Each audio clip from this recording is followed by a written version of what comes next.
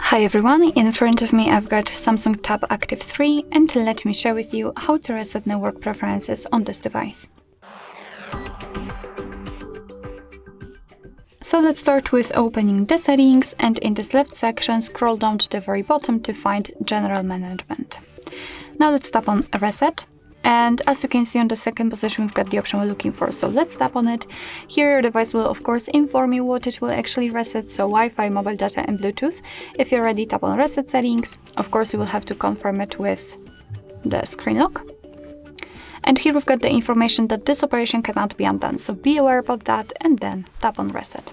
And as you can see, we've got this information, which simply means that we just successfully reset network preferences.